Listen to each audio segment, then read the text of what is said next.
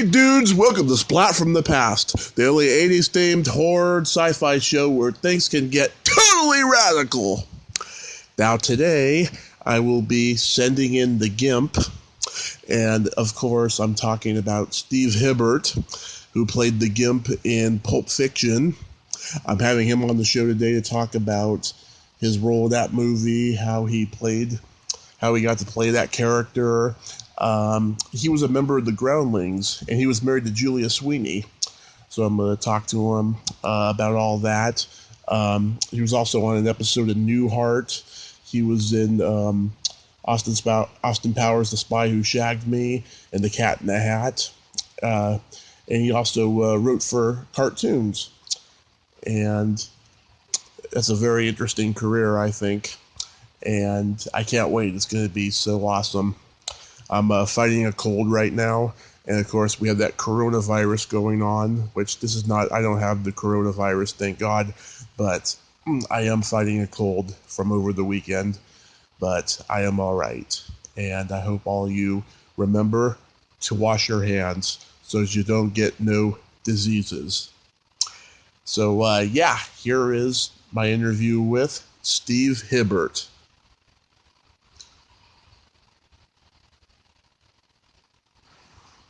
Hey, Steve. Hey, Tony. How's it going, young man? It's going great. How are you, sir? I'm doing fine. This seems all so trivial now in the light of today's headlines, but what are you going to do, Tommy? Life must go on, right? Life must go on, yes. It's an insane time. Well, go ahead. Here I am. Ask me whatever you like, young man. Yes, it's such a great honor. Thank you for taking the time this morning. You're very kind, and thank you for being so understanding. My dad is doing much better, thankfully. Good. It was a big distraction last week, so I just knew I wouldn't be very good. I just knew I wouldn't be the best guest I could be, so there you go. Well, that's good that he feels better. I'm so glad. Thank you, sir. You're welcome. So, going back in time, did you gravitate toward acting and comedy early on in your childhood? No, I mean, I always liked movies and going to movies and stuff like that. And I was in high school, I was in the drama department, but that was mainly to meet girls more than as much as anything else. Yeah. And I moved up to L.A., and what sparked all of this was going to a Groundlings show. And this is way back when, like in the early 80s, like 83, 84. Mm-hmm. Yeah. And I saw a Groundlings show, and on the back of the program, they said, want to take an improv class? And I thought, oh, that sounds like fun. And so I did. And, I really loved it and worked through the program, had great teachers, Phil Hartman, Phyllis Katz, Tom Maxwell. I mean, I had really good teachers who made it really fun, and went into the Sunday company, and then made it into the main company and did it for years. Met my first of two ex-wives, Julia Sweeney, and it led to me having a kind of show business career for about almost 30 years. So I felt very fortunate and lucky. Wow. Where are you originally from?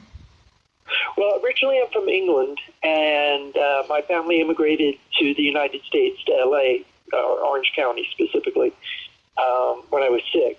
So I grew up in Orange County in Tustin, and there you go. So I always basically lived in Southern California. Oh, nice. So going back to the Groundlings, when you got there, who were the other team members? All the other students. Well, I had a bunch of cool people in my classes.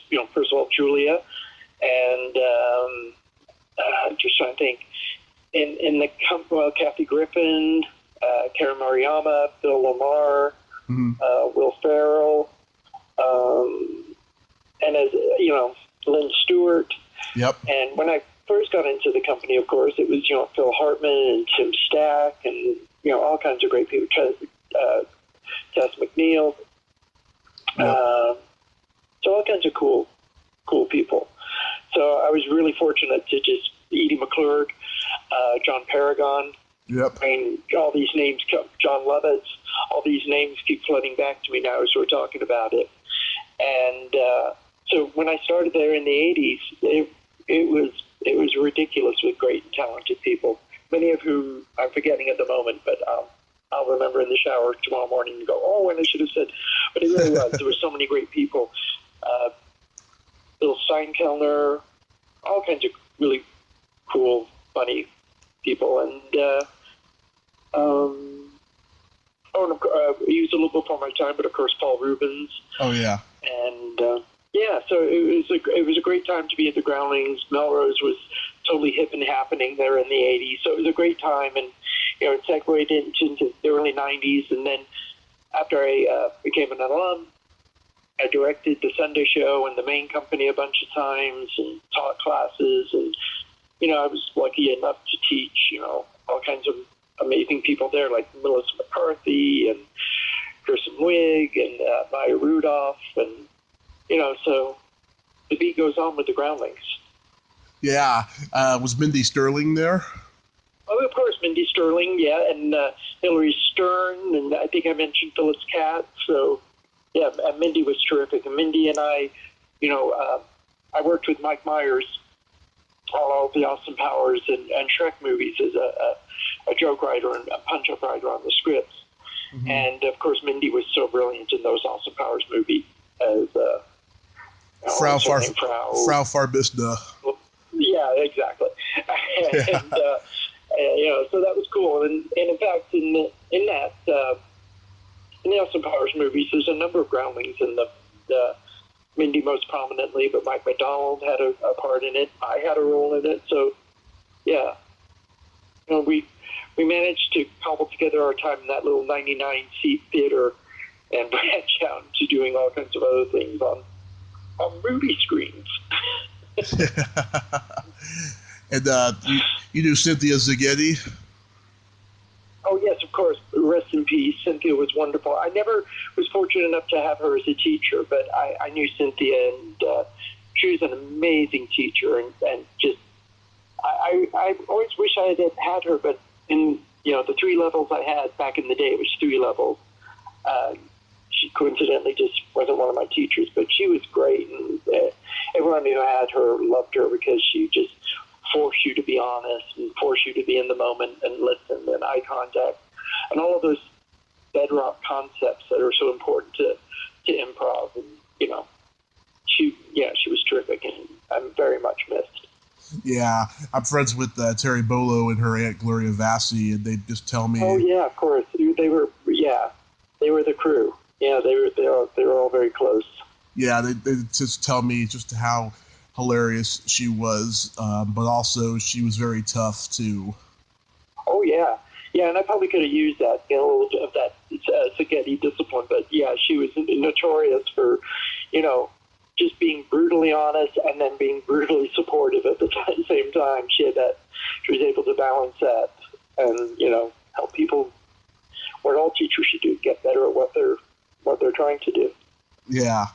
A couple other Groundlings I've interviewed that were there were Bridget Sienna.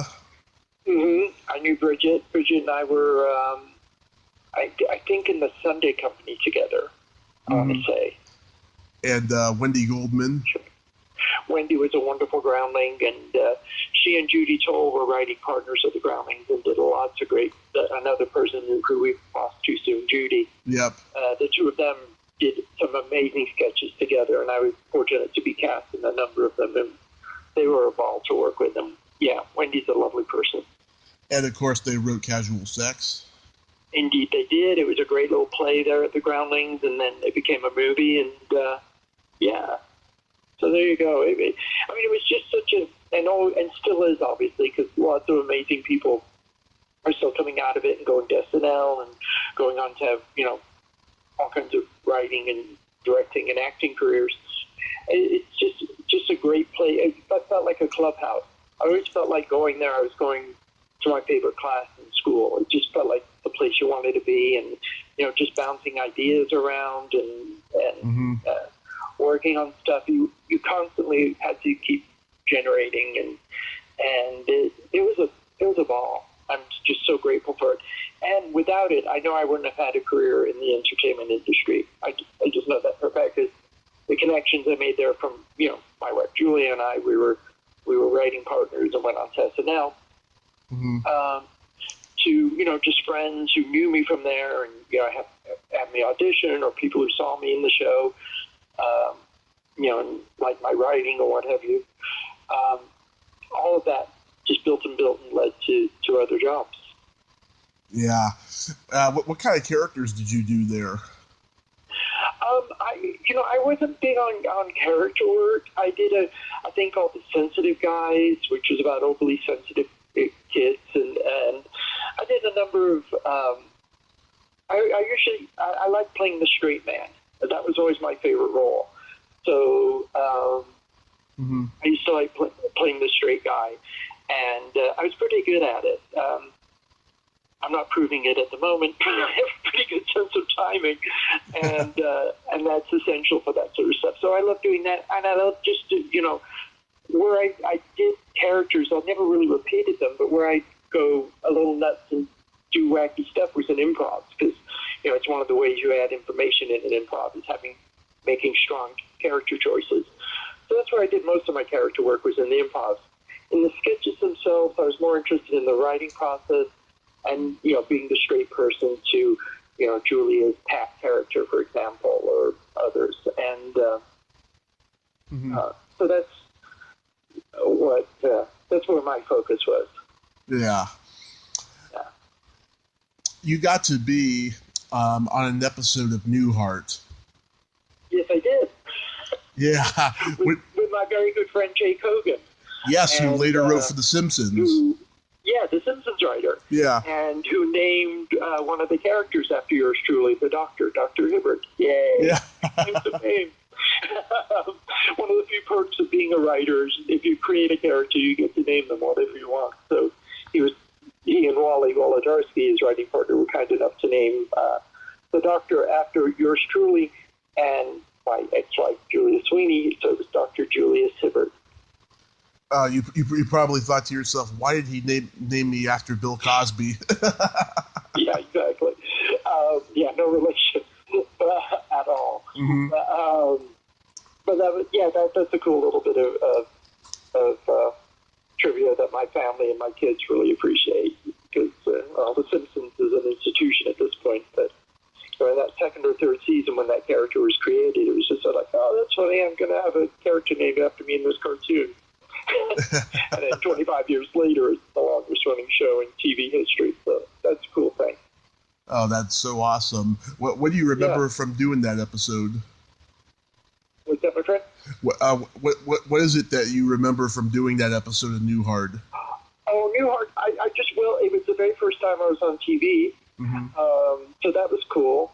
And just hanging out with Jay and, Bob Newhart, who's a comedy legend and someone I feel like I tried to emulate in terms of acting style and stuff. Again, just like I'm not comparing myself to the wildly, deeply talented national treasure that is Bob Newhart, but that's a style I really appreciate, that understated, straight, style, and his timing is impeccable. And I just remember watching him and the whole cast of the show, just how professional they were, and thinking, oh, this is how to do it properly, And it was a treat. I feel very fortunate that was my first show out of the gate.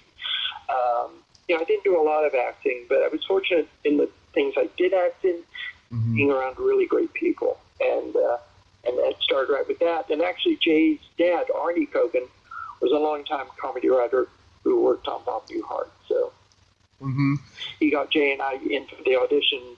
We were classmates in a typing class up. I'm trying to remember. I think Bob was teaching it. This is many years ago, young man, but it was fun. And we got to, say some lines and have fun in it. And there you go. No, he wasn't. No, William Wyndham was the teacher. Bob Newhart was taking the typing class as well. So, right. There you go. Yeah. Sorry. It's okay. All coming back to me now. It's okay. And William Wyndham, another hero of mine. What a brilliant actor he was. And yeah. it was a treat being in the, having a little role in something that he was guest starring in. It was very cool.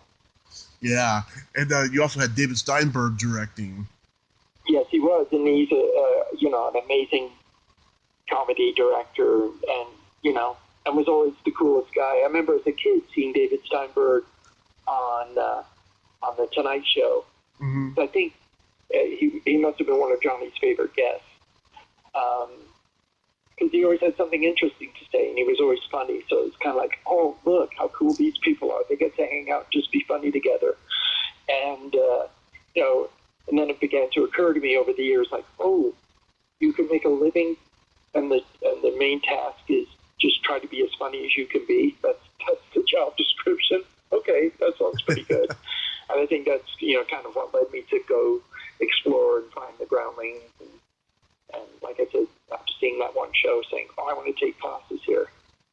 Yeah, David Steinberg, too, was also one of the earliest Second City guys. Yeah, he was. He was a big improviser, and is still a big improviser, I'm assuming. I've had to cross with David Steinberg sort of peripherally throughout the years, because he's been involved with a lot of Friends projects, and good friend of, again, Jake Hogan. Dave Higgins and Dave Foley wrote a really good movie called The Wrong Guy that Steinberg directed, Nice. It's a strangely small world in many ways. It is. So how does Pulp Fiction come into your life? That was through Quentin. At the time, I'd met him at Saturday Night Live when Harvey Keitel was the guest, and we hit it off, and he started not taking classes, but he would guest at the Groundlings All Improv show on Thursday night. Mm-hmm. So I improvised with him a few times. We went out, we hung out, watched movies, and this was about the time he had just finished the Pulp Fiction screenplay, and it was going into pre-production, and he said, do you want to come and try out for this role of the Gimp? It'll be a hoot, because he knew I would commit to it if nothing else. So I said, yeah, I'll come and audition. Mm-hmm. So went to the production offices in a little warehouse in Culver City. And Quentin and I just did like a little psychodrama where he was the master, I was the slave. Yeah.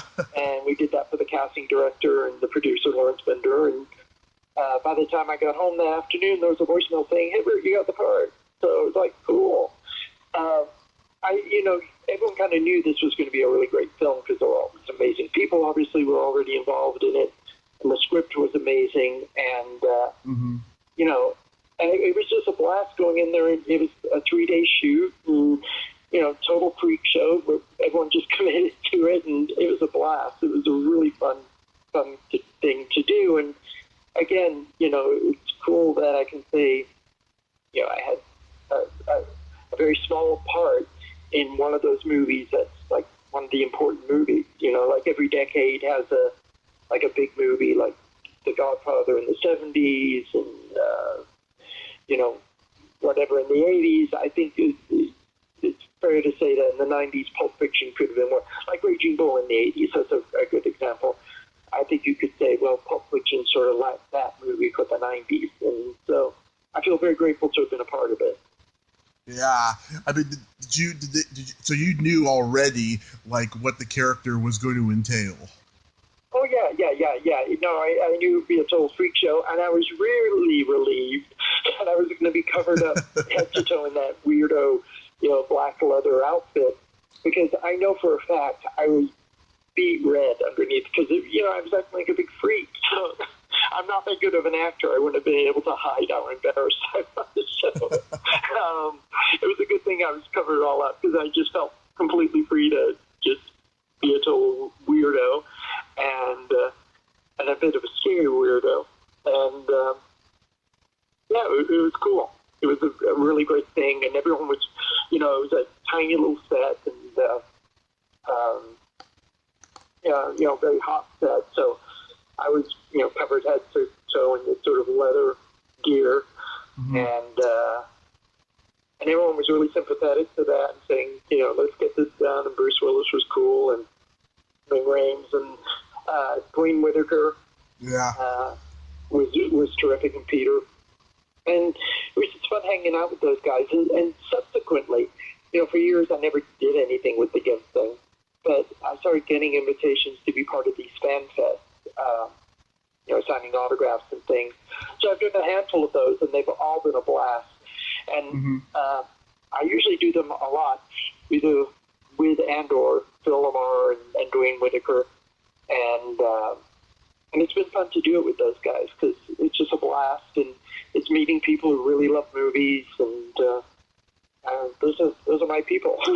Yeah, so it's a very cool thing.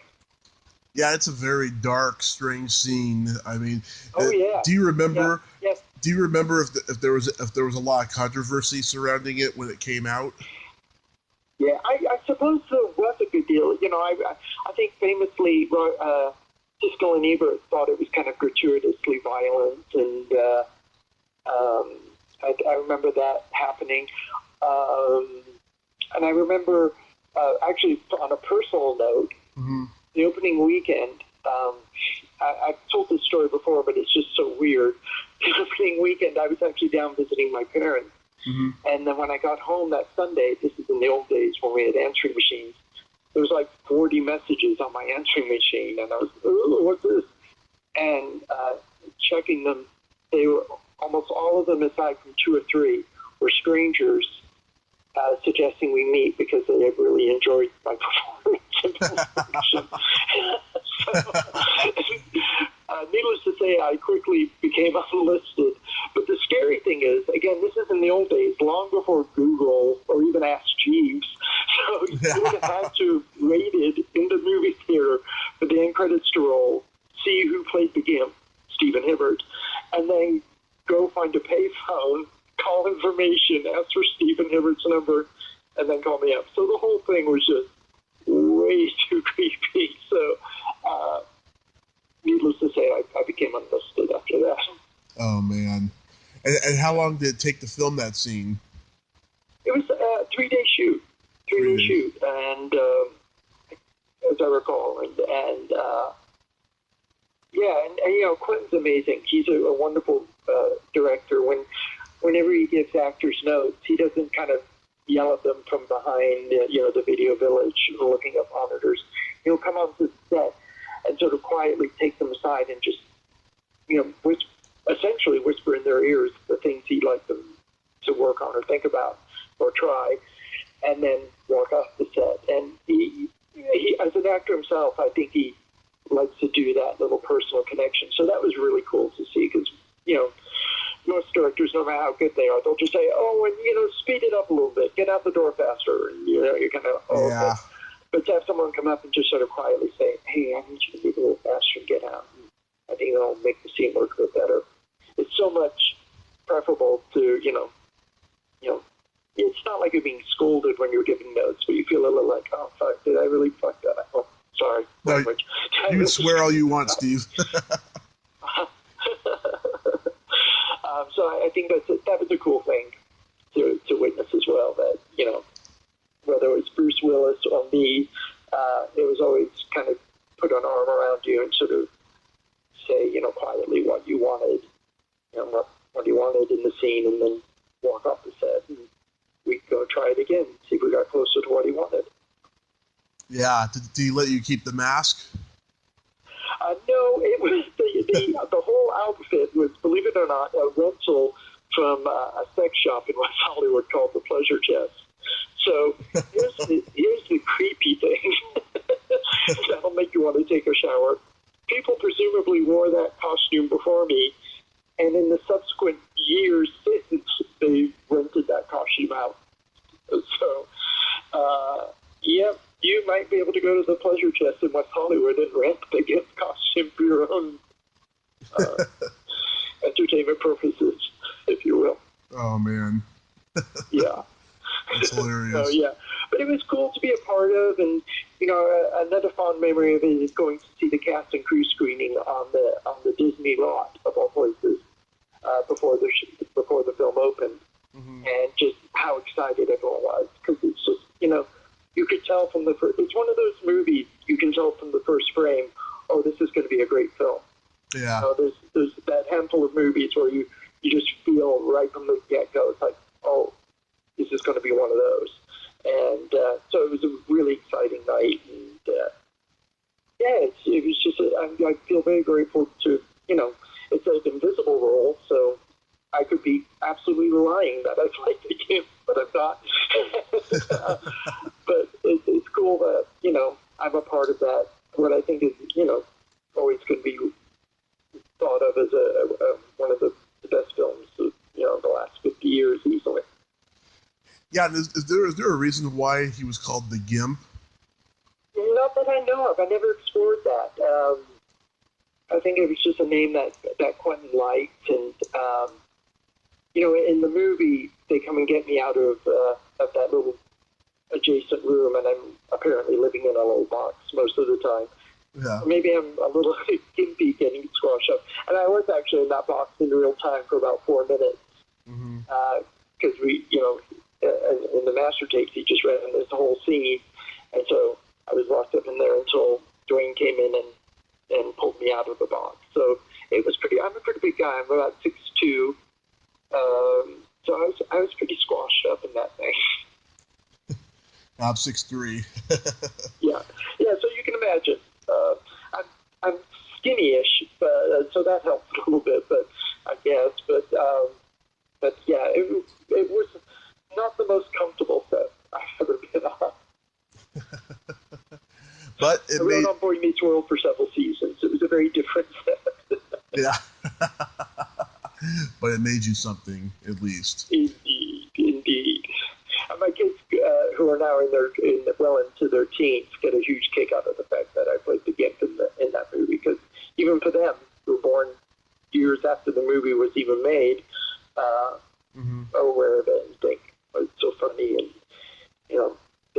occasionally they'll have a friend who wants an autograph and shoot stuff like that because of it. So, yeah, its impact and influence lives on. Yeah.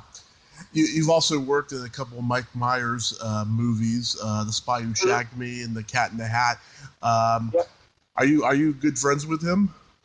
Yeah, I am. I met Mike back at SNL when Julia was there as well, and we all became friends. And when Mike knew I was kind of a funny guy, so when he started doing the Austin Powers movies and the Shrek movies and Cat in the Hat, etc., he hired me to do joke punch-ups and rewrites on all the stuff, and also be an on-set joke guy doing the filming. So, yeah, I worked with Mike very closely, and he's a bit semi-retired now and having a nice family life, but we had a blast working on those movies, especially the Austin Powers movies. They were just so much fun, and they were just joke machines. As many jokes as we could come up with, the better, because they were just, they just wanted to. Mike wanted, like a laugh every 30 seconds. And, so that was the goal. I don't know if it was achieved at any given point in the film, but we certainly tried. And it was a blast to work on those. And again, speaking earlier, working with Mindy Sterling on those, and Mike McDonald was in it. Yeah. And one of the bits I came up with, I don't want to, I'm not going to go through them and say, oh, I did that bit, but one of the bits I did do and I was going to play was the guard who gets run over by the steamroller. Oh, yeah. Yeah, impossibly far away, but still stands there screaming, and as it moves at about 2 or 3 miles an hour over the hundreds of yards towards him. But I was working at Boy Meets World, I think at the time, or Mad TV, but anyway, I was somewhere, and I couldn't do it, so Mike got to do that, and he was great, of course. That prolonged, scream that seemed to last for 20 minutes or so. Wow. Yeah. I think the Cat in the Hat is visually just a beautiful looking movie.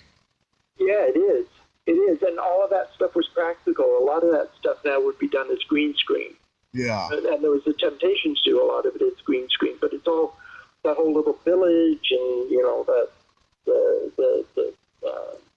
that stuff. It was all huge sets, so it was a built up location. So yeah, the care and craft that went into that and making all of that stuff practical and not green screen effects is pretty amazing, actually. Yeah, I mean, Bo Welch, he worked in all that stuff before he directed that Yeah, he movie. was a production designer. Yeah, right. Yeah, it's just, Yeah, so he knew that stuff. yeah. How did you get into writing for cartoons? Actually, through the Groundlings, good friends of mine, Sherry Stoner and Peter Hastings, were working on Tiny Toons Adventures and Animaniacs, and Hmm. suggested they hire me to write some episodes. So again, all conversational roads lead back to the Groundlings. It was through knowing them and them, liking my work and me going in and getting to write a few episodes of Tiny Toons Adventures and Animaniacs both. And then I did a Darkwing Duck, so I did a few. Yeah, and then Yeah. later you wrote for Mad TV and Boy Meets World. I was curious Mm-hmm. when you write for a cartoon show, is it like is it like a sitcom where like you spend all day writing jokes and you're lucky if one gets into the final product? Yeah. Well, I think that the thing that makes writing sitcoms a little difficult, excuse me, cartoons more difficult than writing sitcoms actually, Hmm. is because you're not bound by a lot of physical laws of nature or, in a sitcom, especially like a multicam sitcom, which is what I've always seemed to have worked on. Hmm. You're limited to 3 or 4 sets and all of those kind of things. So in when you're writing an animated half hour or short, you keep feeling like, oh, I could do more, or it could be bigger, or all of those kind of things. So it's actually kind of challenging in that regard Yeah.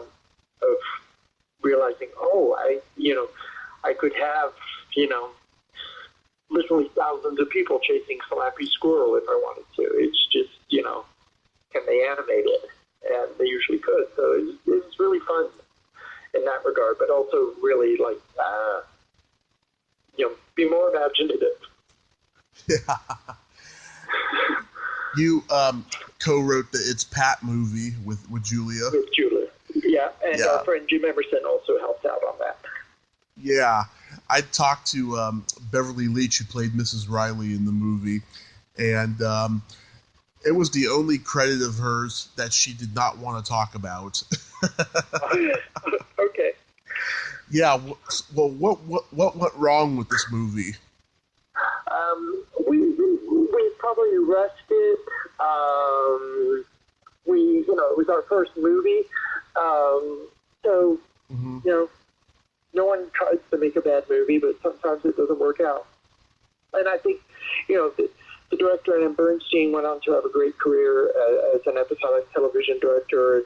He's directed a lot of hour-long dramas, so he's a really good craftsman.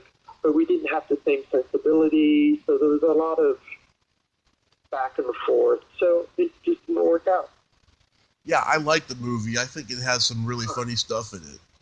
Yeah, yeah, and I think fondly of it. I think Charlie Rocket was amazing. The late great Charlie Rocket was amazing in Yeah. it.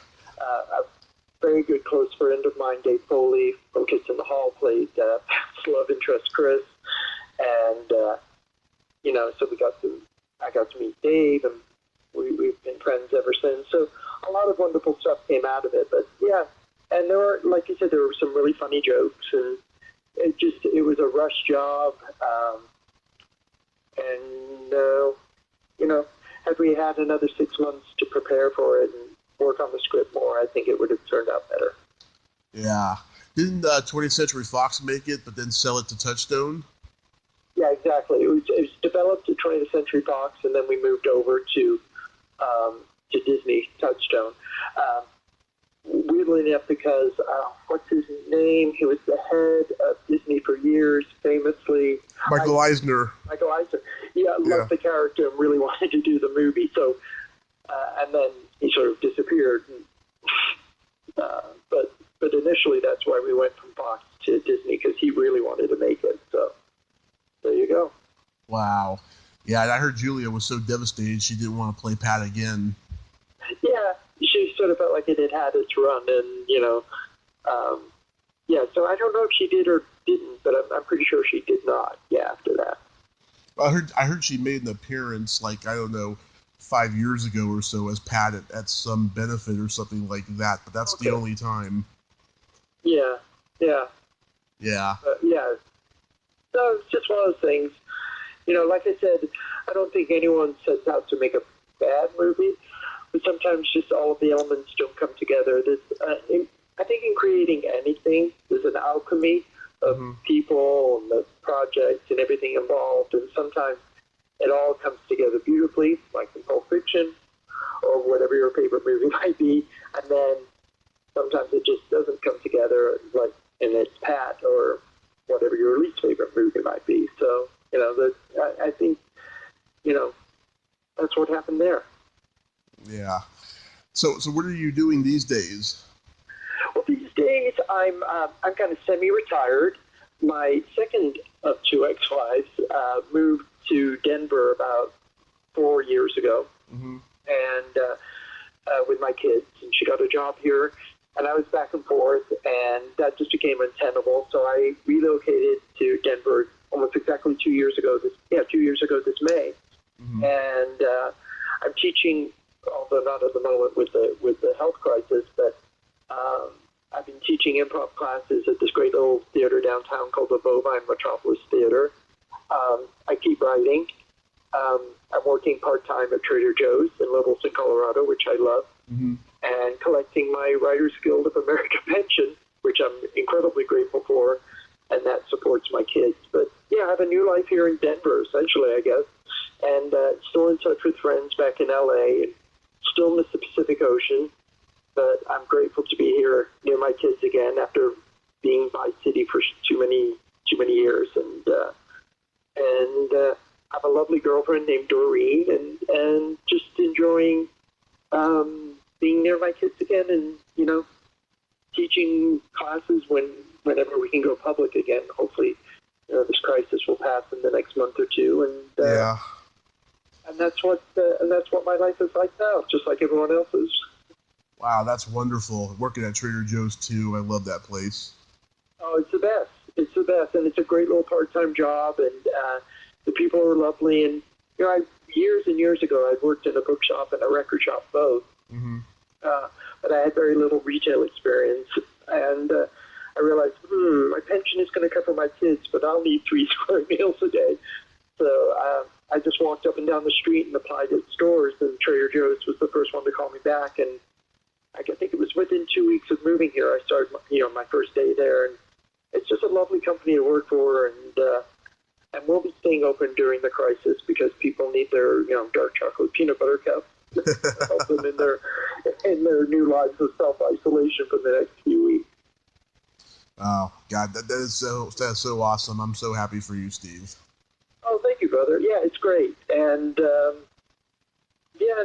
and like I said, I'll still occasionally do Fan Fest when they're going to get going again.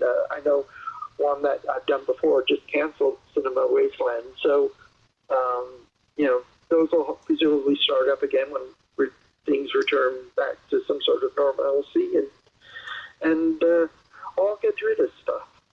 Yeah, if you do one in California, I'll be there. Oh, awesome. Yeah, I've done, there's a couple there. They do them in Burbank, and the name of which is escaping my tiny little brain at the moment. But the Hollywood show? All over the place. What's that? The Hollywood show? Yeah, the Hollywood show. There you go.